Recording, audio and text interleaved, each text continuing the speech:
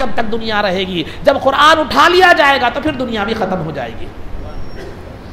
तो और इसी तरह अल्लाह रब्बुल इज़्ज़त ने दीगर किताबों को जो भेजा, जो उतारा, वो उतारने के लिए अल्लाह ने जो तरीक़ा इख्तियार फरमाया कि पूरी की पूरी किताब अम्बिया अलैहिमुस्सलातु व तस्लीम को दे दी गई।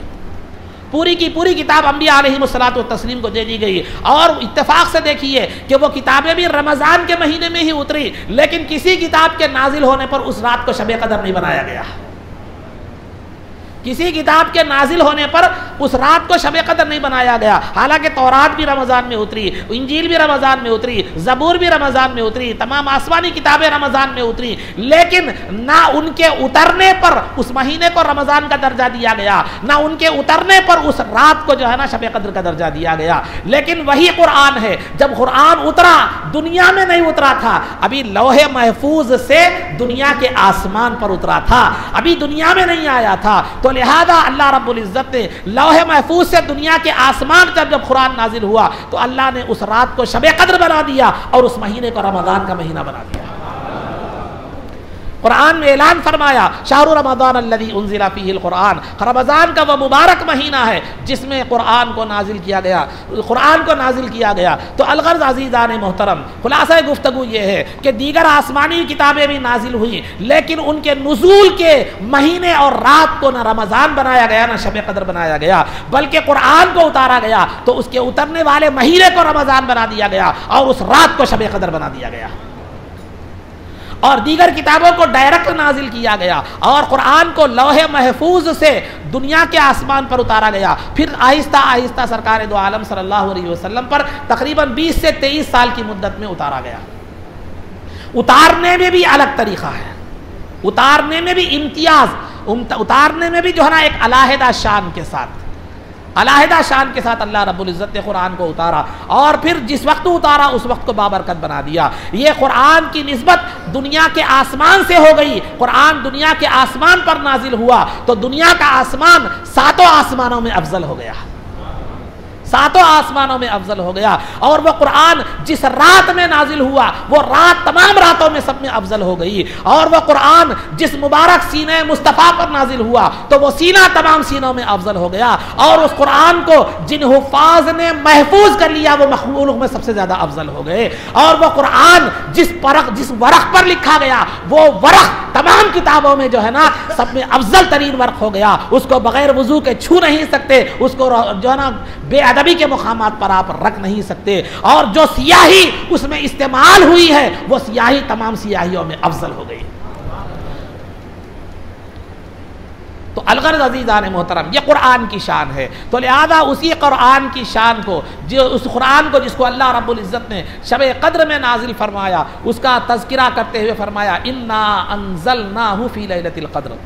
तो दो मराहिल में कुरान को उतारा गया। एक तो लौहे महफूज से दुनिया के आसमान पर उतारा गया, फिर दुनिया के आसमान से रसूल पाक सल्लल्लाहु अलैहि वसल्लम के सीने मुबारक पर क्या किया गया, जो है ना उतारा गया 23 साल की मुद्दत में। अब आप बोलेंगे सुनते रहते हैं उलमा से लौहे महफूज किसको कहते हैं, लौहे महफूज किसको कहते हैं। लौह के माने अरबी में तख्ती के आते हैं, लौह के माने तख्ती, स्लेट जिसको कहते हैं, तख्ती के आते हैं, मगर वो हमारी बच्चों की तख्ती की तरह तख्ती नहीं होती। खैर आज तो तख्ती का दौर भी नहीं रहा। तो बहरहाल लौह कहते हैं तख्ती को और महफूज कहते हैं ऐसी तख्ती जिसमें मुदाखलत से, शैतान की मुदाखलत से, शैतान के इन्वॉल्व होने से या किसी बातिल के इन्वॉल्व होने से पाक हो, उस तख्ती को लौहे महफूज कहा जाता है, लौहे महफूज। तो ये लौहे महफूज के ताल्लुक से रिवायतों में आता है कि लौहे महफूज को अल्लाह ने मोती से बनाया है, उसके मोती से उसको बनाया है। उसकी लंबाई ज़मीन व आसमान तक है और उसकी चौड़ाई मशरिक़ व मगरिब तक है। ज़मीन व आसमान तक उसकी लंबाई है और चौड़ाई मशरिक़ से व मगरिब तक है। अल्लाह रब्बुल इज़्ज़त ने मखलूक़ की पैदाइश से 50,000 साल पहले पूरों की तकदीरें भी उसी में लिख दी और कुरान करीम को भी उसी में महफूज किया गया। आसमानी किताबें भी उसमें महफूज थी, जो है ना वो उसके बाद कुरान को महफूज रखा गया। उसके बाद लौहे महफूज से दुनिया के आसमान पर शब कद्र में उतारा गया। तरीक़ाकार ये था कि जिब्रील अलैहिस्सलाम ने फ़रिश्तों को लिखाया वो कुरान और फ़रिश्तों ने वो कुरान नूरानी कलम से नूरानी औराक़ पर लिखा। उसके बाद आसमान दुनिया पर एक मुकाम है जिसको बैतुल इज़्ज़ा कहा जाता है, उसमें उस कुरान को रखा गया। उसके बाद थोड़ा थोड़ा सरकार पर उतारा गया। तो जो लौहे महफूज से दुनिया के आसमान पर उतारा गया, उस वक्त वो रात क्या है, शब कद्र कहलाई। और शब कद्र की खुसूसियत और उसकी फजीलत अल्लाह रब्बुल इज़्ज़त ने यह बयान फरमाई कि एक तो ये है कि शब कद्र की फजीलत एक ये है कि अल्लाह ने कुरान को नाजिल करने के लिए उस रात का इंतखाब फरमाया। ये फजीलत, कुरान को नाजिल करने के लिए अल्लाह रब्बुल इज़्ज़त ने उस रात का इंतखाब फरमाया। दूसरी फजीलत शब कद्र की ये है कि अल्लाह रब्बुल इज़्ज़त ने उसकी फजीलत में मुस्तकिल सूरत कुरान में नाजिल फरमाई। उसकी फजीलत के लिए मुस्तकिल सूरत कुरान करीम में क्या की, नाजिल फरमाई। और तीसरी फजीलत ये बतलाई कि उसको जो है ना 1000 महीनों से बेहतर करार दिया गया, 1000 महीनों से बेहतर करार दिया गया। और चौथी फजीलत यह बयान फरमाई कि उसमें फरिश्ते बेहद हिसाब फरिश्ते उसके अंदर उतारा गया, बेहद हिसाब फरिश्तों को उसमें क्या किया गया, उतारा गया। किसी और शब्द में उतने फरिश्ते उतारे नहीं जाते। और फरिश्तों का काम ये कि वो ज़मीन पर जाकर इबादत करे, मोमिन की दुआओं पर आमीन कहे, उन जो इबादत में मसरूफ़ है उनके लिए जो है ना दुआए मग़फ़िरत करे और उनकी दुआओं पर आमीन कहे और उनसे सलाम करे, उनसे मुसाफ़ा करे। तो ये शब कद्र की जो है ना फजीलत है और शब कद्र की अहमियत बताई गई।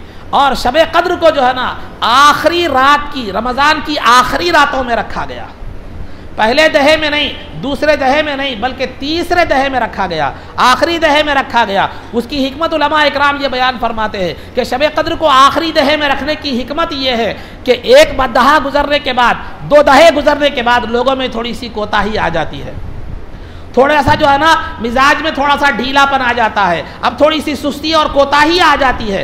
तो लिहाजा रमज़ान का महीना सुस्ती और कोताही करने के लिए नहीं है, बल्कि उसकी हर साथ हर लम्हा इबादत और रियाजत में गुजारने का है। इसीलिए अल्लाह रब्बुल इज़्ज़त ने आखिरी दहे में शब कद्र रखी ताकि जो है ना बंदे शब कद्र की तलाश के हवाले से ही जो है ना सरगर्म रहे। अगर पहले दहे में रख दिया जाता तो हमारा मामला कैसा होता, जैसा हमारे मुसलमान जो है एक दहा पढ़ते गायब हो जा रहे हैं, वैसा शब कद्र भी पहले दहे में रखते तो शब कद्र एक दहे में गुजार लेते थे। उसके बाद फिर कभी पूरा महीना क्या होता था, या तो बाज़ारों में, या तो शॉपिंग में, या तो हरीस की होटलों में गुजर जाता था। लेकिन कम अज़ कम शब कद्र के हवाले से 5 रातें तो जो है ना, 5 रातें तो इबादत में गुजर रही है, 5 रातें तो क्या कर रही हैं, जो है ना इबादत में गुजर रही है। हाँ, अगर आज भी हरीस के दिलदादा नौजवान रोडों पर राइडिंग करते हैं, वो आएंगे, वो गफलत है, वो क्या है, महरूमी है, बदनसीबी है। क्योंकि सरकार ने फरमाया कि जो उससे महरूम हो गया वो हकीकत में महरूम और बदनसीब है।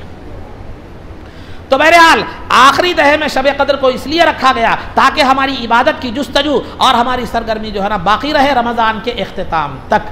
फिर आखिरी में लैलतुल जायज़ा रखा गया, ईद की शब जो है उसको लैलतुल जायज़ा रखा गया। फिर उसकी फजीलत बयान की गई, उसकी अहमियत बयान की गई, ताकि रमज़ान की ईद की शब भी क्या करे, इबादत में गुजरे और सारा का सारा रमज़ान का इख्तिताम इबादत और रियाजत में हो। तो लिहाजा उस कुरान के नुज़ूल का ऐलान करते हुए अल्लाह रब्बुल इज़्ज़त ने कुरान में फरमाया, इन्ना अंज़लनाहु फ़ी लैलतिल क़द्र, कि यकीनन हमने उसको, बोला अल्लाह ने क्या फरमाया, गौर फरमाइए, यकीनन हमने उसको एक कद्र वाली रात में उतारा, उसको एक कद्र वाली रात में उतारा। किसको उतारा,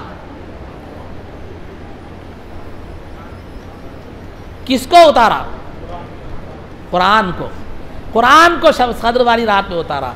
कुरान को भी उतारा, जिब्रील को भी उतारा,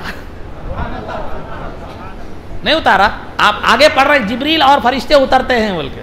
तो अल्लाह ने फरमाया हमने उसको कद्र वाली रात में उतारा। अगर कुरान मुतय्यन कर दिया जाता तो जिब्रील छूट जाते, जिब्रील मुतय्यन कर दिया जाता तो कुरान छूट जाते। अल्लाह को मालूम है कि मुसलमान इतना जान सकते हैं कि उसको बोले तो भी समझ जाते हैं कि क्या है, मालूम कुरान ही है, जैसा अभी आप लोगों ने कहा। तो लिहाजा अल्लाह ने फरमाया हमने उसको लैलतुल क़द्र में उतारा। अब वो क्या है वो नहीं बतलाया, क्योंकि आपको मालूम हो गया कि वो कुरान है, और मैं कहने से आपको मालूम हो गया कि वो जिब्राइल है, या आप आगे पढ़ेंगे तो भी मालूम हो जाएगा कि वो जिब्राइल है।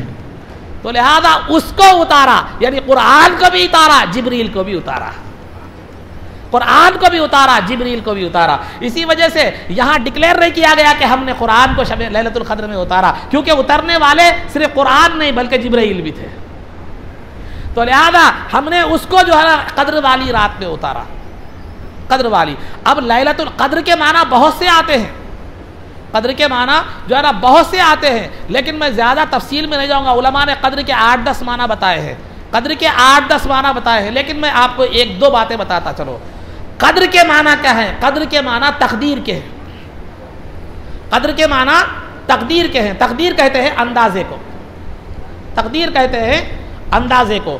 मखलूक का अंदाज़ा गलत हो सकता है, खालिक का अंदाज़ा गलत नहीं हो सकता, क्योंकि वह आलिमुल गैबी व शहादा है, वो गैब व हाजिर का जानने वाला है। तो अल्लाह ने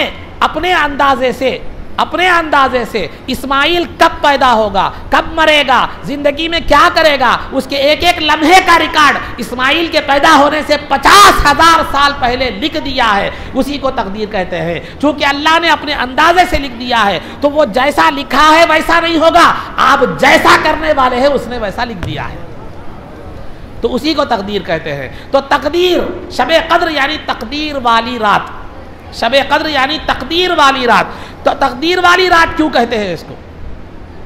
शब कद्र को तकदीर वाली रात क्यों कहते हैं? अजीज़ान मोहतरम, अल्लाह रब्बुल इज़्ज़त शब बारात में जो है, शब बारात में मखलूक के ताल्लुक़ से फ़ैसले फरमा देता है कि कौन मरने वाला है, कौन पैदा होने वाला है, कितनी बारिश होने वाली है, किसको कितना रिस्क मारने वाला है, और जो है ना कौन हज पर जाने वाला है, कौन फलाह हो, कौन क्या क्या है, तफसील तमाम तफसीलात अल्लाह रब्बुल इज़्ज़त ने वो फ़ैसले शब बारात में फरमा दिए।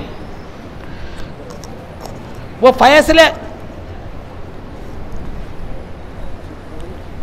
फैसले शब बारात में अल्लाह रब्बुल इज़्ज़त ने फरमा दिए। लेकिन वो फैसलों को जो शब बारात में किए गए थे, उन फैसलों को फरिश्तों के हवाले अल्लाह रब्बुल इज़्ज़त आज की रात फरमाता है।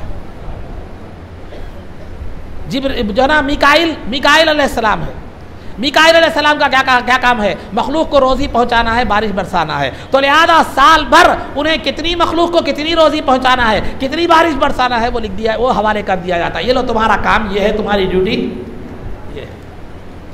इज़राइल अलैहिस्सलाम को, जो जिनका काम मखलूक की जान निकाला है, सिर्फ इंसानों की नहीं, हर मखलूक की, तमाम मखलूक़ात की जान निकालना इज़राइल अलैहिस्सलाम का काम है। तो लिहाजा इज़राइल अलैहिस्सलाम को यह सब सौंप दिया गया कि फ़ला फ़ला फ़ला फ़ला फ़ला की क्या करना है, तुम्हें जान निकालना है।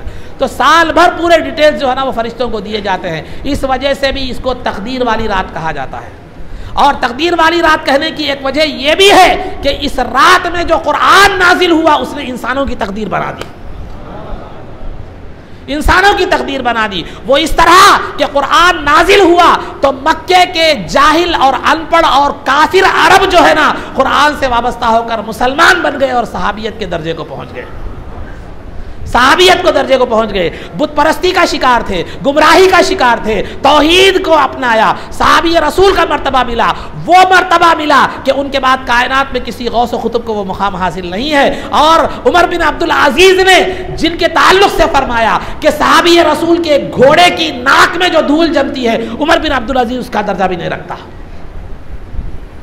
तो ये मुकाम उनको, ये तकदीर जो उनकी बनी इस कुरान के नाजिल होने से, मुस्तफ़ा जान रहमत के वसीले से ये तकदीर बनी। तो ये रात जिसमें कुरान नाजिल हुआ, उसने कुरान को जो है ना क्या कर दिया, उस कुरान ने लोगों की तकदीरें बदल दी। काफिर थे तो मुसलमान हो गए, अनपढ़ थे तो इल्म वाले हो गए, और जो है ना बदतहजीब थे तो दुनिया की तहजीब के इमाम बन गए। और उन्होंने वो नुकूश छोड़े और उन्होंने वो जो है ना सीरतें छोड़ी कि दुनिया जब तक रहेगी सिर्फ उनकी सीरत पढ़कर हिदायत पाती रहेगी। और सरकार ने खुद फरमाया, अस्हाबी का नुजुम भी यही इख्तदयतुम इख्तदयतुम, मेरे सहाबा सितारों के मानिंद हैं, जिनकी इख्तिदा करोगे तुम हिदायत पा जाओगे। मेरे अहले बैत मेरे बाद कुरान को और मेरे अहले बैत को थामो, तो लिहाजा तुम कभी गुमराह नहीं होगे। तो लिहाजा जो खुद गुमराह थे, जो खुद गुमराही की तारीकों में थे, सरकार की तलकीन कुरान की तालीम से वो इस मुकाम पर पहुंच गए, उनका अमल हिदायत का चिराग बन गया, उनकी जिंदगियां हिदायत की चिराग बन गई, और उनकी सीरत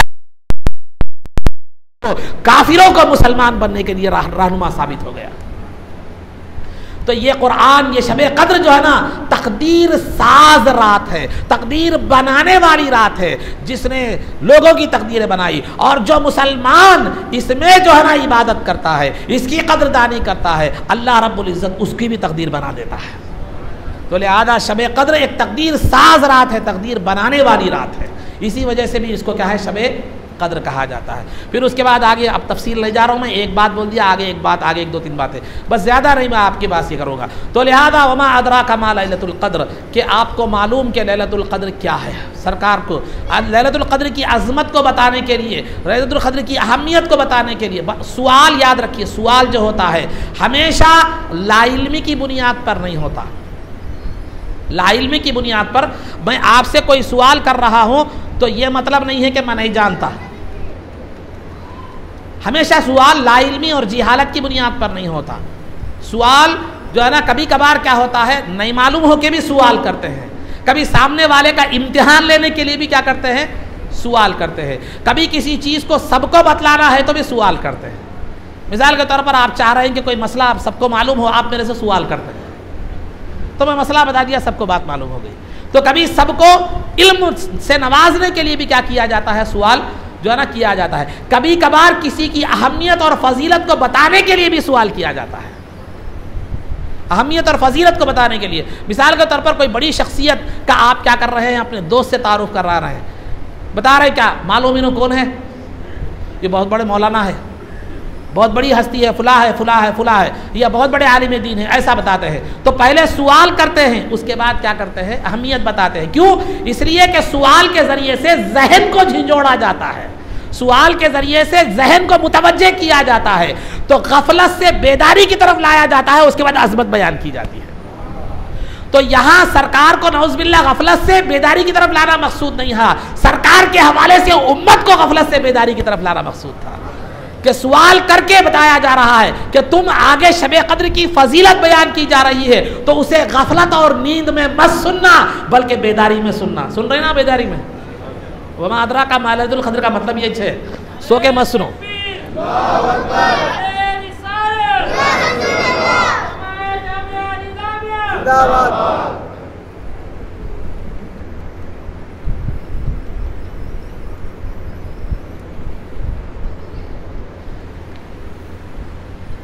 तो शब कद्र का तस्किरा गफलत में सुनने का नहीं है, बेदारी में सुनने का है, बेदारी में सुनने का है। तो लिहाजा यहाँ सवाल शब कद्र की अज़मत को बयान करने के लिए किया गया। वमा अदराका मा लैलतुल क़द्र, क्या आपको मालूम है कि शब कद्र क्या है। फिर उसके बाद अल्लाह ने उसकी बता दिया कि लैलतुल क़द्रि खैरुम मिन अल्फि शहर, कि जो है ना लैलतुल क़द्र यानी शब कद्र 1000 महीनों से बेहतर है। शब कद्र 1000 महीनों से बेहतर है। किससे बेहतर है, किस एतबार से बेहतर है, किससे बेहतर है, किस एतबार से बेहतर है। मैं बोल दिया भाई, जैद बेहतर है अम्र से, अब्दुल्ला बेहतर है अब्दुर रहमान से। क्या एतबार से बेहतर है? इल्म के एतबार से बेहतर है, तक़वे के एतबार से बेहतर है, खूबसूरती के एतबार से बेहतर है, ताकत के एतबार से बेहतर है। किस एतबार से बेहतर है? सिर्फ कह दिया गया कि शब कद्र 1000 महीनों से बेहतर है, लेकिन किससे बेहतर है, किस एतबार से बेहतर है, ये नहीं बताया गया, ये नहीं बताया गया। क्यों? इसलिए कि अगर बोल देते तो महदूद हो जाता, क्योंकि शब कद्र हर हैसियत से बेहतर है। शब कद्र हर हैसियत से बेहतर है। शब कद्र खुद शब कद्र, शब कद्र खुद उन 1000 महीनों की रातों से बेहतर है जिसमें शब कद्र नहीं होती। शब कद्र खुद उन 1000 महीनों की रातों से बेहतर है जिसमें शब कद्र नहीं होती। एक माना यह है। दूसरे माना यह है कि शब कद्र जो आपकी ज़िंदगी का एक हिस्सा है, जो आपकी ज़िंदगी की एक रात है, ये शब कद्र जो आप जिसमें आप बैठे हुए हैं, ये रात आपकी ज़िंदगी की उन तमाम रातों से बेहतर है, 1000 रातों से, जिसमें आपकी शब कद्र नहीं थी। अब शब कद्र में जो आप बैठे हुए हैं, जो इबादत कर रहे हैं, तो आपकी ज़िंदगी की 1000 रातों से जिसमें शब कद्र नहीं रही वो बेहतर है। तो ये एक रात आपकी ज़िंदगी की हज़ारों रातों से क्या है मालूम है, बेहतर है। हज़ारों साल की भी ज़िंदगी अगर आपको दी जाए तो उसमें अगर शब कद्र न हो तो ये एक रात उन 1000 रातों से बेहतर है। तो लिहाजा जब ये 1000 रातों से बेहतर है ये शब कद्र, तो आपकी ज़िंदगी का एक कीमती हिस्सा है, एक कीमती जो है ना ये है। तो ये आदमी की एक आदत होती है कि ज़िंदगी के कीमती जो लम्हात होते हैं उसको कभी भी गफलत में नहीं गुजारता, उसको जो है ना उससे पूरे तौर पर उसका फ़ायदा उठाने की कोशिश करता है। बल्कि हम देखते हैं कि इंसान बसा औक़ात उन लम्हों को क़ैद भी कर लेता है। मिसाल के तौर पर शादी का वक्त है, शादी के दिन है, शादी के दिन की तारीख जो है, शादी की जो है ना तारीख है, वो इंसान का एक कीमती यादगार लम्हा होता है। तो इंसान उसको कैमरे में, वीडियो में जो है ना ये कैद करके रख लेता है, क्योंकि ये मेरी ज़िंदगी का एक यादगार क्या है मालूम है, लम्हा है। बीवी अच्छी मिले तो उसकी ज़रूरत नहीं है, बीवी अगर अच्छी नहीं मिली बोले तो वो और ज़्यादा तकलीफ़ का बाइस होता, पहले अच्छा था कहीं को कर लिया कि बोले। तो बहरहाल ये यहाँ पर तो खुलासा गुफ्तगू ये है, तो बताना ये मकसूद है कि अज़ीज़ान मोहतरम, तो ये शब कद्र ज़िंदगी की 1000 रातों से बेहतर है। ये कीमती लम्हा तुम्हें नसीब हुए हैं तो उसे गनीमत जानना चाहिए, उसे गफलत में नहीं इबादत में गुजारना चाहिए। दुनिया की दीगर अहम मेमोरीज को, दुनिया की दीगर अहम लम्हात को, दुनिया के दीगर अहम जो है ना चीज़ों को, औकात को आप क्या करते हैं, पूरी मुस्तैदी के साथ, पूरी तवज्जो के साथ गुजारते हैं और उसको जो है ना उसमें जो चीज़ करना है वो करते हैं। तो फिर जो है ना वो ये भी शब कद्र भी जो है ना वो है कि इसको पूरी तवज्जो के साथ गुजारें। इम्तिहान के 3 घंटे होते हैं, क्या जाके हाल टिकट लेके सो जाते हैं आप? हाल टिकट लेके इम्तिहान में सो जाते हैं? अरे कईयों 1 महीने 2 महीने से पहले तैयारी होती रहती, रात तमाम जागे हुए भी हैं, नींद भी आ रही है, सुस्ती भी आ रही है, लेकिन इम्तिहान हाल में आप 1 घंटा 2 घंटे पहले पहुंच जाते हैं। फिर उसके बाद जब से इम्तिहान शुरू होता है ख़त्म तक पूरी होशियारी में, नींद आती, ना दूसरी चीज़ का ख्याल आता, ना दोस्तों का ख्याल आता, ना किसी खाने का ख्याल आता, ना पीने का ख्याल आता, बल्कि पूरा आपकी कोशिश ये होती है कि मेरा पेपर अच्छे से अच्छा जाए, वक्त बेकार न गुजरे और मेरी जो है ना अच्छे से अच्छा कामयाब होने की कोशिश करो। तो ये शब कद्र भी पीरियड इम्तिहान का है, पीरियड इम्तिहान का है। जो इसको गफलत में गुजारते हैं उसकी मिसाल उस आदमी की तरह है जो हाल टिकट लेकर इम्तिहान हाल में सो गया, नतीजा फेल। और जो इसको इबादत में गुजारते हैं उसकी मिसाल उस तालिबे इल्म की तरह है जो हाल टिकट लेता है और कोशिश भरपूर करता है कि मेरा पेपर अच्छे से अच्छा जाए, तमाम पेपर को मैं कवर करूं, तमाम सवालात के जवाब दूं, नतीजा कामयाबी की शक्ल में निकले। तो लिहाजा लैलतुल कद्र बेहतर है, तो आपकी जिंदगी की दीगर रातों से लैलतुल कद्र क्या है, बेहतर है। और लैलतुल कद्र जो है ना में जो इबादत की जाती है वो 1000 रातें जिसमें लैलतुल कद्र नहीं होती उससे बेहतर है, क्योंकि लैलतुल कद्र की इबादत आप दीगर रातों में भी, मिसाल के तौर पर आप क्या थी, आप आज या 27वीं शब है, कल 28वीं शब है, कल शब कद्र नहीं है, लैलतुल कद्र नहीं है। कल आप जो इबादत कर रहे हैं 2 रकात पढ़े तो 2 रकात का सवाब, या ज़्यादा से ज़्यादा 10 के हिसाब से, अल्लाह ताला जो भी एक कामन कानून जो अल्लाह ने बनाया है उसके हिसाब से। लेकिन यही 2 रकात अगर आज पढ़ते हैं तो 1000 महीनों से ज़्यादा क्या है। फिर वही कल पढ़ो नहीं है, या 1 दिन पहले पढ़ो नहीं है। आज की बात यह है कि ये 2 रकात 1000 महीनों की इससे ज्यादा पढ़ने से ज्यादा बेहतर है। तो लिहाजा इसमें जो इबादत तो वही है। 2 रकात कल भी पढ़े थे, वल असर इन्ना अतैना पढ़े थे, आने वाले कल भी पढ़ रहे हैं, वल असर इन्ना अतैना पढ़ रहे हैं, आज भी वही 2 रकात पढ़ रहे हैं, वल असर इन्ना अतैना पढ़ रहे हैं। तो लिहाजा वो 2 रकात का सवाब जो भी मिल रहा है, अल्लाह ने जो भी कानून बनाया है मिलता है, लेकिन वो 1000 महीनों से बेहतर नहीं है। लेकिन आज के वक्त में गुरूब के बाद से लेकर फजर का वक्त शुरू होने तक अगर आप 2 रकात पढ़ते हैं तो वह 1000 महीनों से ज्यादा बेहतर है। तो लिहाजा शब कद्र की इबादत 1000 महीनों की इबादत से जो है ना बेहतर है। इसी वजह से शब कद्र को लैलतुल कद्र खैरुम मिन अल्फ शहर कहा गया। और तीसरी वजह यह है कि बनी इसराइल में एक आदमी था जिसने 1000 महीने इस अंदाज में गुजारे थे कि रात भर इबादत करता और दिन भर जो है ना अल्लाह की राह में जिहाद करता था। 1000 महीने इसी तरह गुजार दिए थे उसने। 1000 महीने ऐसी जिंदगी के, 1000 महीने के तकरीबन 83 साल 4 महीने होते हैं। 1000 महीने इसी तरह उसने गुजार दिए थे। तो लिहाजा अल्लाह ने फरमाया, उम्मत को ताज्जुब हुआ, सहाबा को ताज्जुब हुआ, तो अल्लाह ने फरमाया तुम ऐसे नबी की उम्मत हो जहां ताज्जुब की गुंजाइश नहीं है, जहां रश्क की गुंजाइश नहीं है। अरे दीगर उम्मतें तुम पर रश करने के लिए पैदा की गई है, तुम्हें दीगर उम्मतों पर रश करने के लिए पैदा नहीं किया गया। लिहाजा तुम 1 रात इबादत कर लो, उसके 1000 महीनों से बेहतर है तुम्हारी 1 रात की इबादत। इसी वजह से कहा गया लैलतुल कद्र खैरुम मिन अल्फि शहर, कि जो है ना कद्र की रात शब कद्र 1000 महीनों से ज़्यादा बेहतर है, 1000 महीनों से ज़्यादा बेहतर है। तनज़्ज़लुल मलाइकतु वर्रूहु फ़ीहा, मैं मुख्तसर अंदाज में जा रहा हूँ, बहुत मुख्तसर अंदाज में जा रहा हूँ। तनज़्ज़लुल मलाइकतु वर्रूहु फ़ीहा, कि उस शब कद्र में फ़रिश्ते और जिब्रील अमीन उतरते हैं, फरिश्ते और जिब्रील अमीन उतरते हैं। कैसा, गौर से समात फरमाइए। बिइज़्नि रब्बिहिम, अपने रब के इज़्न से, अपने रब के इज़्न से। अरबी में इज़्न का लफ्ज़ है। इज़्न के माना इजाज़त के भी आते हैं, इज़्न के माना हुक्म के भी आते हैं। इज़्न के माना अलीफ दाल नून, इज़्न के माना अरबी में इजाज़त के भी आते हैं और इज़्न के माना हुक्म के भी आते हैं। यहाँ फरिश्तों की दो कैफियतों की तरफ इशारा है, फरिश्तों की दो कैफियतों की तरफ इशारा है। फरिश्ते बसा औक़ात अपनी मोहब्बत से उतरते हैं, फरिश्ते बसा औक़ात मोहब्बत से उतरते हैं, उम्मत के पास, मोमिनीन के पास मोहब्बत से उतरते हैं। बसा औक़ात अल्लाह के हुक्म से उतरते हैं। जब अल्लाह के हुक्म से होते हैं तो वह हुक्म की पाबंदी के साथ उतरते हैं, वहां मोहब्बत का कोई दखल नहीं होता। समझ रहे बात को आप? गौर से बात फरमाइए कि फरिश्ते कभी मोहब्बत से उतरते हैं, तो मोहब्बत से जब उतरते हैं तो मोहब्बत से उतरते हैं, और कभी हुक्म से उतरते हैं। जब हुक्म से उतरते हैं तो वहां मोहब्बत के जज्बात हो, यह जरूरी नहीं है, पाबंदी, हुक्म की पाबंदी के साथ उतरते हैं। मिसाल के तौर पर मैं आपको समझाने के लिए एक मिसाल देता हूँ। आप वालिद हैं, वालिद हैं, बच्चे को हुक्म दिए ये काम करो, बच्चे को हुक्म दिए ये काम करो, उसको पसंद नहीं है काम, मगर अब्बू बोले करना है, अदब के दायरे में अब्बू बोले, अम्मी बोले, कर दिया, ख़त्म हो गया। हुक्म की पाबंदी में क्या कर दिया, वो काम कर दिया। अब उसको एक काम पसंद है, क्रिकेट मैच खेलने जा रहा है, क्रिकेट मैच खेलने जाना है, तो वो काम के लिए वो क्या करता है, आप बोलिए?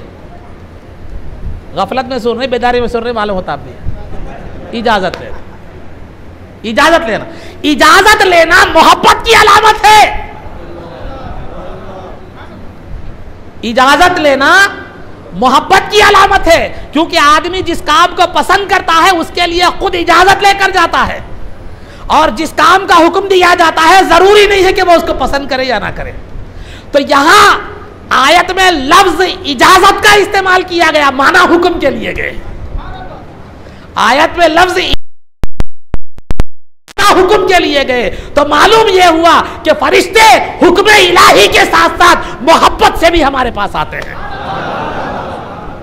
दो कैफियतें भी होती हैं, हुक्म इलाही भी होता है और मोहब्बत के साथ आते हैं। चुनांचे अहादीस में जो बतलाया गया है कि जो फरिश्ते लैलतुल क़द्र में उतरते हैं मुसलमानों के पास, मोमिनीन के पास देखने के लिए, वो फरिश्ते मोमिनीन से मोहब्बत रखने वाले होते हैं। तो मोहब्बत भी है, हुक्म भी है, मोहब्बत भी है, हुक्म भी है। तो लिहाजा ये दोनों जज्बात को लेकर वो उतरते हैं फरिश्ते। तनज़्ज़लुल मलाइकतु वर्रूहु फ़ीहा बिइज़्नि रब्बिहिम।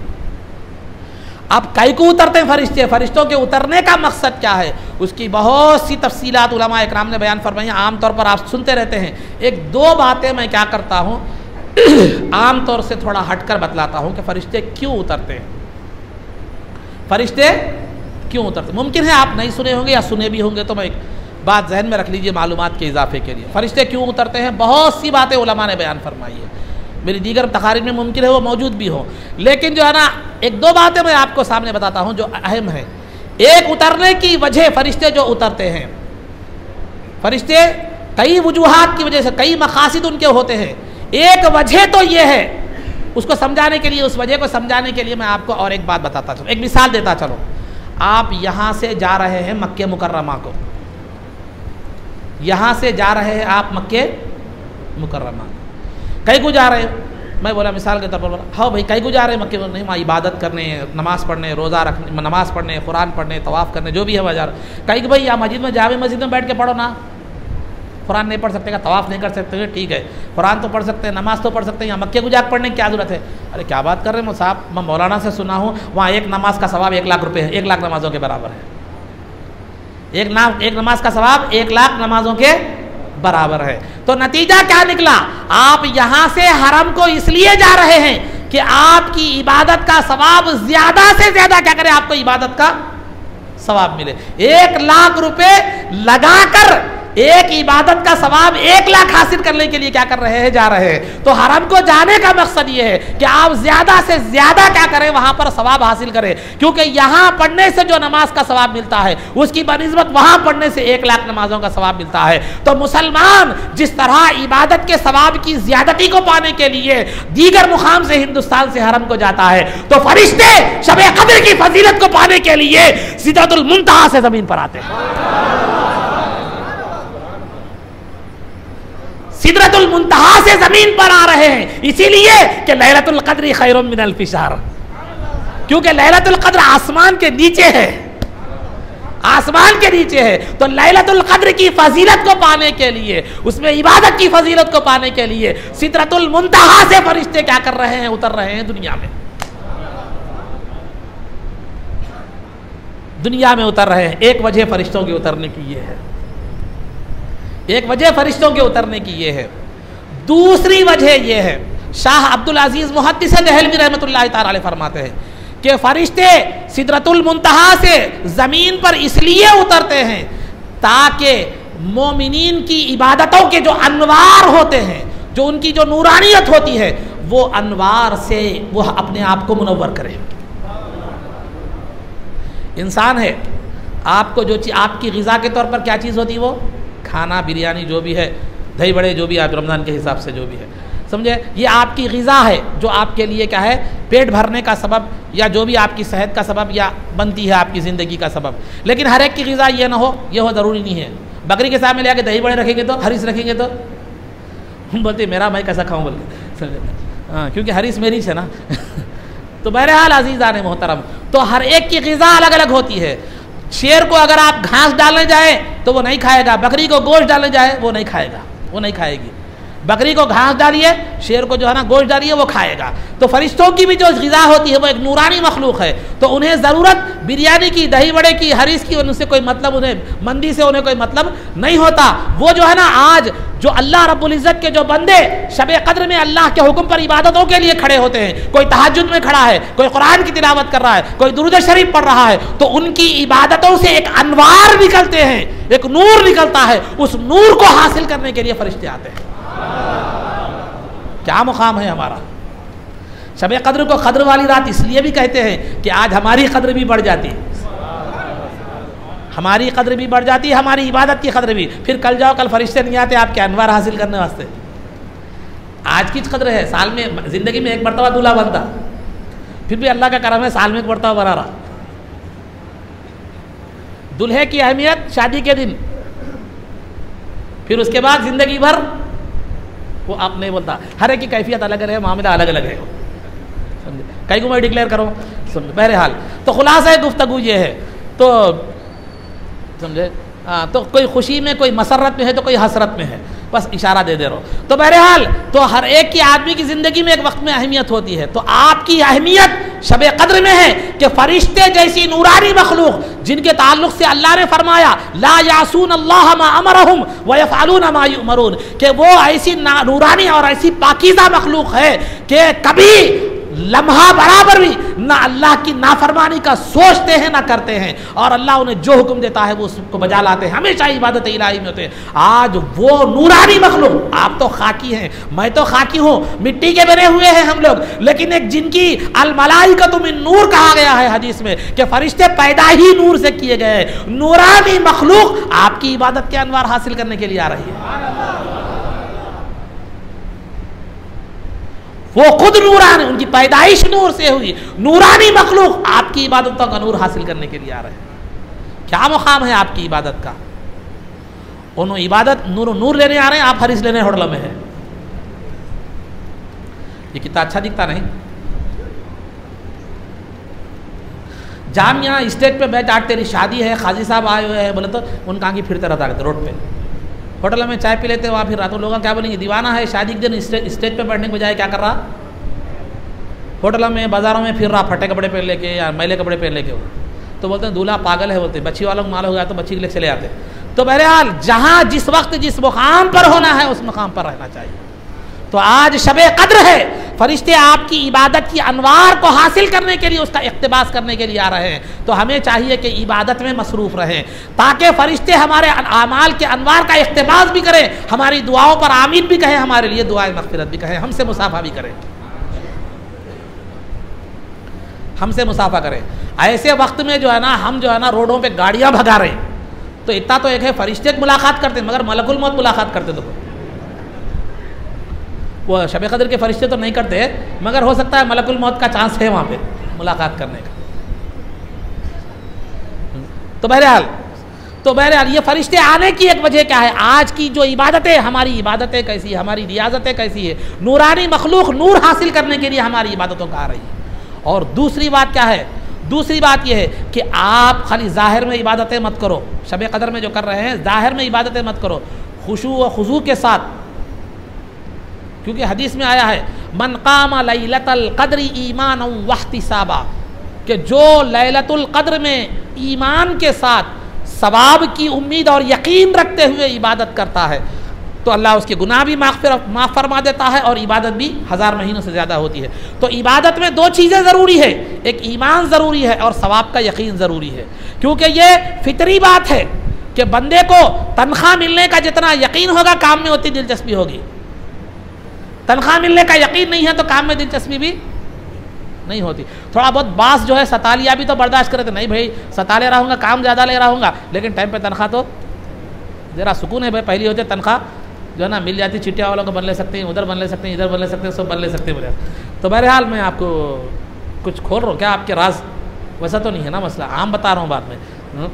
खैर वैसे मेरे कुछ चिट्ठियाँ उठियाँ नहीं हैं, आप समझेंगे वैसा है बोले, मैं आम बात बता रहा हूँ। क्योंकि हमारे उस्ताद मोहतरम फरमाया करते थे, नौकरी वालों का हिसाब फरमाते थे, पहला दहा मग़ज़ियात, पहला दहा मग़ज़ियात। मग़ज़ियात बोले तो पहले दहे में घर से बिरयानी की वो, हरीस की वो, मंदी की वो, फलां फलां खुशबू बघार की वो आते रहती। दूसरा दहा चिट्टियात, चिट्टियाँ बनने में, वो बनने में, वहाँ बनना है, वहाँ लोन लिए, यहाँ लोन लिए, उसको दे रहा है, चिट्टियात। तीसरा दहा ख़र्ज़ेजात, फिर मंगलेत फिर रहे, कभी किराना दुकान पे खर्चा, कभी दोस्त कने खर्चा, कभी तरकारी का गोश्त की दुकान पे खर्चा। ये तो बहरहाल मैं बताना ये चाह रहा हूँ। तो क्या बोलना चाह रहा था मैं आपको? किधर गया मैं? दूसरी तरफ चले गया ना। तो बहरहाल तो फरिश्ते क्या कर रहे हैं? फरिश्ते जो है ना, फरिश्ते आज हमारे दिल में जो है ना क्या करना है, सवाब के यकीन और उम्मीद के साथ आज इबादत करना है। तो क्यों बता रहा हूँ वो भी जहन में रखिए आप। तो आपके दिल में जो इबादत का जो जज्बा है, आपके दिल में जो इबादत का शौक़ है, एक इबादत है जो कर रहे हैं आप, रुकू सुजूद, कुरान पढ़ रहे हैं तो तिलावत, दुरूद शरीफ पढ़ रहे हैं तो ज़ुबान से जो दुरूद शरीफ पढ़ रहे हैं, ये एक इबादत का ज़ाहिर है, ये इबादत, ये हरकत है, लेकिन दिल में एक जज्बा भी है। तो फरिश्ते जहां आपकी इबादत की नूरानियत हासिल करने के लिए आते हैं, उसी तरह आपके दिल में जो खुशू व खुजू है, आपके दिल में जो लिल्लाहियत है, आपके तो दिल में जो जज्बा है, उससे भी उन्हें लज्जत हासिल होती है। वो लज्जत हासिल करने के लिए भी फरिश्ते आते हैं। आपके आमाल की नूरानियत, आपके दिल के जज्बे की लज्जत हासिल करने के लिए फरिश्ते आते हैं। क्योंकि इंसान जिस्म की खूबसूरती को देखता है, फरिश्ते रूह की खूबसूरती को देखते हैं। फरिश्ते ये नहीं देखते कि इबादत करने वाला काला है, भोंडी नाक वाला है, भद्दा है, मोटा है, ये नहीं देखते, उसकी रूह कितनी पाकीज़ा है वो देखते हैं। और इंसान क्या करता है? ज़ाहिरी जिस्म को देखता है कि खूबसूरत रहे तो अच्छा करता, बच्चा छोटा रहा, खूबसूरत रहा तो उसको पप्पू लेता, उसे प्यार करता वगैरह वगैरह। अगर अच्छा नहीं रहा, नाक में से जो है ना बहरहाल जो भी जाते रहा करते रहा तो छी छी बोल के दूर कर देता उसको, करता नहीं करता। तो इंसान की नज़र ज़ाहिर की खूबसूरती को पसंद करती है, फरिश्तों की नज़र बातिन की खूबसूरती को पसंद करती है। तो यही वजह है कि फरिश्ते ये नहीं देखते कि वो कौन है, वो नहीं देखते फरिश्ते कि दुनिया का बादशाह है, ये नहीं देखते कि वो दुनिया का गुलाम है, उसकी दिल की कैफियत क्या है वो देखते हैं। उससे भी वो फरिश्ते लज्जत हासिल करते हैं। वो लज्जत हासिल करने फरिश्ते उतरते इसलिए हैं कि इबादतों की नूरानियत और दिल के जज्बात और कैफियत की से लज्जत हो, वो महसूस हो, इसलिए फरिश्ते उतरते हैं। ये एक दो बातें थी जो मैंने आपके सामने अर्ज़ की। फिर वो रात तमाम ये सलामती का सिलसिला, उनको लोगों को सलाम करने का सिलसिला, दुआओं पर आमीन कहने का सिलसिला, ये क्या है? रात तमाम क्या होता है? जारी रहता है, सलामुन हिया हत्ता मतलाइल फज्र, कि ये रात खुद भी सलामती वाली होती है, इसमें कोई तूफ़ान ज़लज़ला ऐसे कोई नागहानी वाक़ियात नहीं होते, और इसमें जो आमाल होते हैं वो भी सलामती वाले होते हैं, फ़रिश्ते हर तरफ सलामती भेजते होते हैं। इतने फ़रिश्ते उतरते हैं कि कंकरियों की मानिंद फ़रिश्तों की तादाद होती है। अल्लाह ने मखलूक के 10 हिस्से बनाए, उसमें से 9 हिस्से फ़रिश्ते हैं, एक हिस्से में सारी मखलूक़ात है। तो अब अंदाज़ा लगाइए कितने उतरते होंगे, कैसे होंगे। तो लिहाजा अज़ीज़ान मोहतरम, बतलाना ये मकसूद है कि अल्लाह ने ज़िंदगी दी है, हयात दी है, रमज़ान दिया है, शब क़द्र दी है। यूँ तो शब क़द्र आखिरी दहे की ताख रातों में जो है ना शब क़द्र को तलाश करने का हुक्म है, 21, 23, 25, 27, 29, लेकिन जुमहूर उलमा, अक्सर उलमा का जो है ना इत्तेफाक ये है कि शब क़द्र 27वें शब को है। तो लिहाजा आज की शब के बारे में बहुत ज़्यादा उलमा का इत्तेफाक है। तो गफलत में मत गुजारिए, इबादत में गुजारिए, फिर ज़िंदगी हो या ना हो, फिर आगे मौका मिले या ना मिले, बाद में हसरत करने के बजाय पहले जो है ना अच्छी तरह इबादत कर लेना बेहतर है। जैसे हमारे पास कहते हैं कि लड़ाई के बाद घूसा याद आया, फुल जुतिया खा लिए, अरे मैं ऐसा मारना था, वैसा मारना था, ऐसा मारना था, क्या फ़ायदा बाद में सोचने के बाद। मुंह तो फुट गया, हाथा पैरा तो टूट गए, दांतों तो टूट गए। तो लड़ाई के बाद जो है ना सोच रहा कि मैं कैसा मारना था, वैसा मारना था, ये बेकार है। जब लड़ाई हो रही थी उसी वक्त करना था वो। मैं ये नहीं बोल रहा हूँ लड़ो बोल के नहीं बोल रहा हूँ, मैं समझाने के लिए मिसाल दे रहा हूँ, कैसे समझेंगे, जाके मस्जिद के बाहर शुरू हो जाएंगे। तो बहरहाल रमज़ान में ख़ास तौर पर हमारा वोल्टेज क्या रहता, थोड़ा हाई रहता, तो मामूली बात पर झगड़ा होता रहता हो, तो कहीं शब क़द्र बल्कि फजीलत समझ के झगड़ा करेंगे, वैसा नहीं, मिसाल दे रहा हूँ मैं आप। तो लिहाजा शब क़द्र गुजरने के बाद मैं वैसा करना था, ऐसा करना था, पढ़ लेना था, वो करना था, वो सोचना बेकार है। बल्कि आज है तो फिर जो है ना ये गौसे पाक रज़ी अल्लाह तआला फरमाते हैं, जो गुजर गया वो तेरा नहीं है, तेरे हाथ में नहीं है, जो आने वाला है उसका यकीन नहीं है, जो है वो अब है, जो करना है इसमें कर। तो लिहाजा अज़ीज़ान मोहतरम, ज़िंदगी अल्लाह ने आज दी है, गनीमत समझिए, उसकी इबादत कीजिए। नहीं मालूम कि आज इस्माइल आपके सामने है, 29वीं शब को हो या ना हो। हम में से कितने लोग मौजूद हैं जो है ना कल 29वीं शब में हो ना हो, क्योंकि इंसानों की ज़िंदगी का हिसाब करंट के स्विच कैसा हो गया, अब अच्छा रहता है 1 मिनट में गैर, क्या हुआ जी, बोले तो हार्ट फेल हो गया, चले गया। जवान बूढ़ा बच्चा कोई वो नहीं रहा। पहले तो हमेशा तो ज़िंदगी का कोई भरोसा रहा ही नहीं, लेकिन जो है ना अब तो वो भी नहीं बोल सकते। पहले लोग बोल सकते थे 50-60 साल तक जिंदा रहते बोल के, लेकिन अब तो बच्चों को भी नहीं बोल सक रहे। अच्छे नौजवान पहलवान जो है ना ज़मीन खा गई, नौजवान कैसे कैसे बन जा रहे हैं। तो बहरहाल अज़ीज़ान मोहतरम, तो अल्लाह ने ये वक्त दिया है, इसकी कदर कीजिए। अल्लाह मुझे भी और आपको भी तौफ़ीक़ अता फ़रमाए। और जब तक ज़िंदगी रहे अपनी ज़िंदगी का एक उसूल बना लीजिए। ये दुनिया के लिए जो कोशिश हम करते हैं, ये दुनिया के लिए जो कोशिश हम करते हैं, ये यकीन रखिए कि हमारा ईमान सिर्फ़ इस दुनिया पर नहीं है, हमारा ईमान आखिरत पर भी है। तो उसके लिए भी हमें कोशिश करना है। ज़िंदगी में जहाँ हम इसके लिए जिद्दोजहद वक्त निकालते हैं, सर्फ करते हैं, उस दुनिया को बनाने के लिए भी जो है ना करना है। लेकिन हमारा हिसाब कैसा हो गया बताओ, माफ़ करना, खाने के बैल की तरह हमारा हिसाब हो गया। मैं मिसाल कहीं तो खाने का बैल मालूम आपको? खाने का बैल मतलब वो तेल निकालते हैं, जिसमें खाना जिसको तेल निकालते हैं, वो अब तो मशीनें निकल गई। पुराने ज़माने में क्या होता था, एक वकली होती थी, वकली बहुत मालूम ना, मसाला पीसते थे जिसमें, अब ग्राइंडर की कटोरी जैसी होती वैसी, तो एक वकली होती थी, उसमें एक जो है ना बड़ा जो है ना मुसल के टाइप में एक वो होता था। बैल क्या करता था, उसको लेके गोल फिराता था, खाली फिरते रहता था, सुबह से लेके शाम तक क्या करता था, फिरता था। वो तेल निकलता, खल्ली निकलती, तो मालिक वो तेल को बेचता, वो खल्ली को बेचता, लेकिन ये फिरने वाला फिरते ही रहता, दिन भर फिरता, फायदा किसको, मालिक को। तो हमारी जिंदगी भी खाने के बैल की तरह हो गई। मेहनत कर रहे हैं, जिद्दोजहद कर रहे हैं, कमा रहे हैं, भूखे रह रहे हैं, प्यासे रह रहे हैं, सब कर रहे हैं, किसके वास्ते, बीवी के वास्ते, बच्चों के वास्ते। अपनी आखिरत की जिंदगी के लिए हमने क्या किया? मैं बीवी बच्चों के वास्ते मत करो, नहीं बोल रहा हूं मैं, पहले अपने वास्ते भी देखो, बीवी बच्चों के वास्ते भी देखो। अपना भूल के जो है ना खाली बीवी बच्चों के वास्ते बोले तो कैसा होगा? तो बीवी का भी देखो, उसके भी हुकूक अदा करना है, बच्चों की ज़िंदगी भी देखो, ठीक है, लेकिन अपनी ज़िंदगी भी देखो कि आप किधर जा रहे हैं। नज़र सूए दुनिया, ख़दम सूए मरकद यानी कब्र, नज़र सूए दुनिया, कब्र ख़दम सूए मरकद, किधर देखता है, किधर जा रहा है। तो लिहाजा ज़िंदगी में अक्लमंदी का तकाजा ये है कि जहाँ अपनों के लिए हम कोशिश करते हैं वहाँ अपने लिए भी कोशिश करें। ज़िंदगी इस अंदाज में गुजारिए कि कल अल्लाह की बारगाह में रुसवाई ना होने पड़े, मुँह दिखाने के काबिल बन जाएँ। दुनियावी ज़िंदगी में गुजर गई, खाली खाने पीने शादी करने बच्चे पैदा करने में अगर हमारी ज़िंदगी गुजर गई तो हमारे में और दीगर मखलूक़ात में कोई फ़र्क नहीं रहा। अल्लाह तो फरमाएगा तुझे तो मैंने अशरफुल मखलूक़ात बनाकर भेजा था, तो तूने आम मखलूक़ की तरह ज़िंदगी गुजारी, तुझमें और उसमें क्या फ़र्क रहा। तो लिहाजा अल्लाह ने अशरफुल मखलूक़ात बनाया है तो कुछ अशरफुल मखलूक़ात के काम भी कीजिए। दुनिया के लिए जहाँ जिद्दोजहद करते हैं वहाँ आखिरत के लिए भी जिद्दोजहद कीजिए, उसके लिए भी कोशिश कीजिए। 3 बातें आसान अंदाज में मैं आपके सामने बताता हूँ कामयाब ज़िंदगी गुजारने के लिए। इबादत को दुरुस्त कीजिए, मामलात को दुरुस्त कीजिए, मुआशरात को दुरुस्त कीजिए। इबादत क्या है? आपको दिन में 5 वक्त नमाज पढ़ना है, 1.25 घंटा 1.5 घंटा। साल में 1 मरतबा रोज़ा रखना है, हज करना है, ये वो ज़कात देना है, वो भी ज़कात पैसे रहे तो। ज़िंदगी में 1 मरतबा हज करना है। कितना वक्फा है, कितना मामूली वक्त है। 1.25 घंटा ले रहे हैं, वो भी 15-15 मिनट इंस्टॉलमेंट में। तो ये इबादत को दुरुस्त कीजिए। मामलात कारोबार में हराम और हलाल की तमीज़ रखिए, किसी को धोखा मत दीजिए, किसी को चूना मत लगाइए, किसी को जो है ना झूठ मत बोलिए, ये मामलात को सुधारिए। मुआशरात में देखिए, मुआशरात में दुरुस्त रहिए। मुआशरात, बीवी के साथ हुस्न सलूक रखिए। बीवी आपकी शफकत की मोहताज है, दादागिरी की मोहताज नहीं है। अरे बीवी एक ऐसा सर्वेंट है जो बगैर तातील के, बगैर लीव के, बगैर तनख्वाह के आपका काम करता है, वो एहसास आपको होना चाहिए। कभी बेचारी ना छुट्टी लेती, ना कभी तातील लेती, न कभी जो है ना वो आपके से कोई तनख्वाह का मुतालबा कर दी, बल्कि पूरी मोहब्बत के साथ, पूरी ये करने के साथ बस आपकी वो मुतालबा, अब वो उसकी चाहत ये होती है कि आप एक मोहब्बत की नज़र से उसे देखें, एक मोहब्बत की बात उसके साथ करें। और कभी मोहब्बत से आपका रवैया है बस उसकी मोहताज होती है। हम तो इतने बकील बन गए, इतने कंजूस हो गए कि उसके लिए वो एक मामूली सी बगैर पैसे खर्चे करने वाली बात की भी नहीं, वो तो हमने दादागिरी कर दी। अरे बीवी के पास दादागिरी करने वाला ऐसा ही है जैसे बच्चों के पास दादागिरी करता है।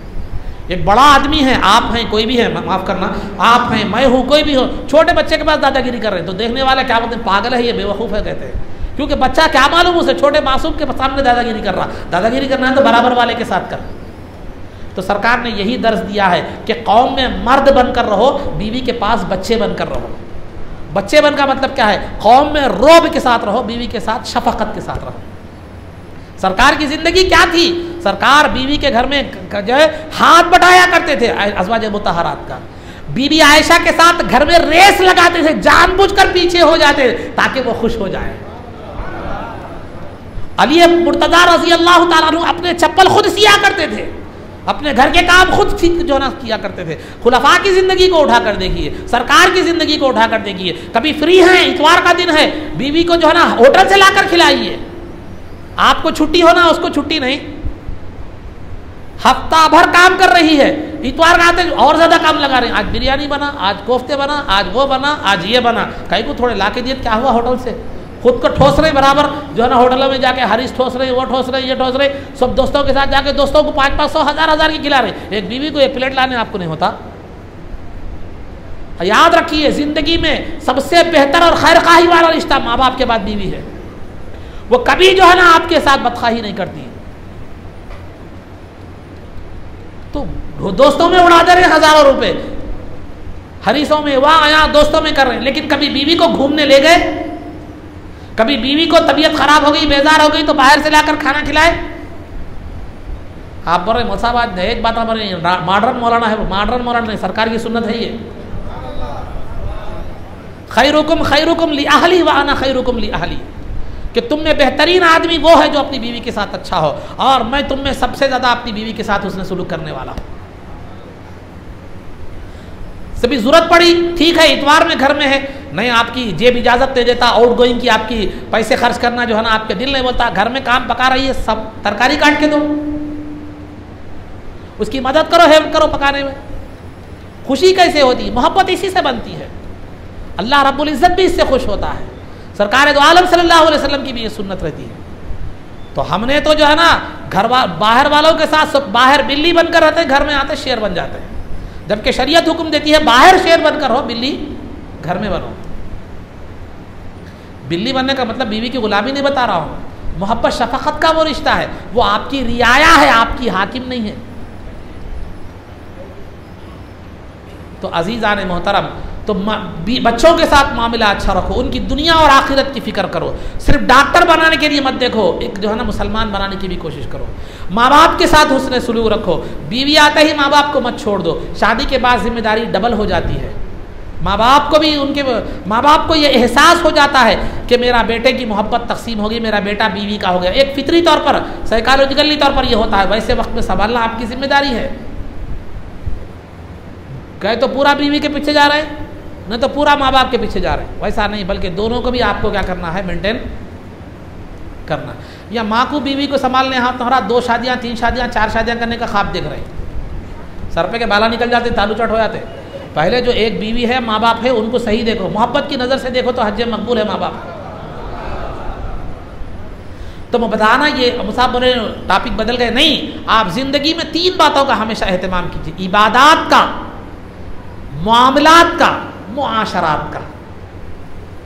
इबादत तो समझ गए, मामलात तो समझ गए, कारोबार, और तीसरा मुआशरात, यानी हुस्न सुलूक मखलूक के साथ, बीवी के साथ, माँ बाप के साथ, औलाद के साथ, दोस्तों के साथ, पड़ोसियों के साथ, रिश्तेदारों के साथ। ऐसे ही इस दुनिया से जाओ। कम से कम खर्च नहीं कर सकते, मीठी बात करो, उनके बुरे वक्त में काम आओ, कभी उनकी हेल्प कर दो, पैसे देने की तौफीक नहीं हो रही तो।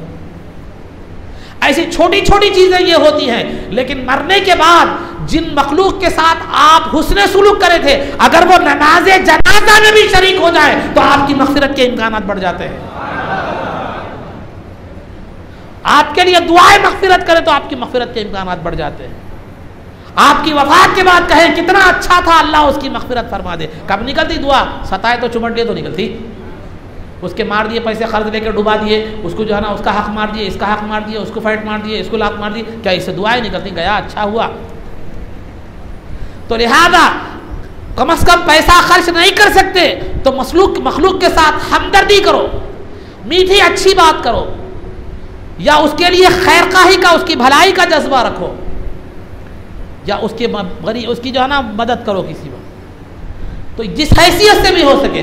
बहरहाल ऐसे काम करो कि जो है ना, ये सरकार ने तो यहाँ तक फरमाया कि आदमी का किसी को देखकर मुस्कुराना ये भी एक जो है ना सदका है। पैसा करने से ही, खर्च करने से ही सवाब नहीं मिलता। बीवी के मुंह में निवाला रखना भी पैसा खर्च करने के बराबर, सदका करने के बराबर है। किसी को मुस्कुराना, किसी की वजह से आपके दिल को खुशी होती है आपके किसी अमल से, वो भी सदका है। तो अगर अज़ीज़ान मोहतरम, तो ये 3 बातों का आज के बाद, ये तो शब कद्र है, आज तो फजीलत है, इबादत है ली है। सिर्फ शब कद्र या रमज़ान तक हमें अपनी ज़िंदगी को नहीं गुजारना है। ज़िंदगी यहाँ ख़त्म नहीं हुई। सवाल सिर्फ शब कद्र और रमज़ान का नहीं होगा, ज़िंदगी का होगा हश्र में। तो लिहाजा ये 3 बातों का हमेशा एहतमाम करें, इबादत, मामलात और मुआशरात। ये 3 चीज़ों का एहतमाम करें। ज़िंदगी में दुनिया में भी कामयाब रहेंगे, आखिरत में भी कामयाब रहेंगे। दुनिया भी आपकी जो है ना सुरखरू होगी, आखिरत भी सुरखरू होगी। अल्लाह रब्बुल इज़्ज़त से दुआ है कि परवरदिगार आज जो कुछ भी कहा गया उस पर अमल की तौफीक रफ़ीक अता फरमा।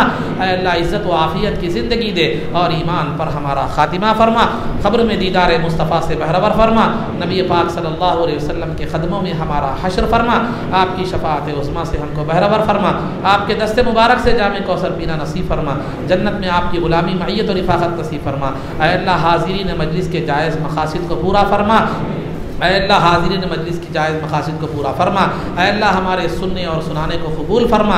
अल्लाह शब क़द्र की अज़मतों और रमज़ान की अज़मतों और बरकतों से हमें बहरवर फरमा। अल्लाह रमज़ान में हमने जो भी इबादतें की है उसको महज़ अपने फ़ज़ल व करम से कबूल फरमा।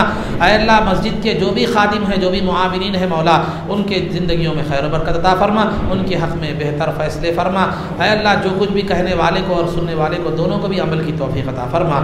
सल्लल्लाहु तआला व सल्लम अला खैरि खल्क़िहि सय्यिदिना मुहम्मदिन व आलिहि व सहबिहि अजमईन बिरहमतिका या अरहमर राहिमीन वल्हम्दुलिल्लाहि रब्बिल आलमीन।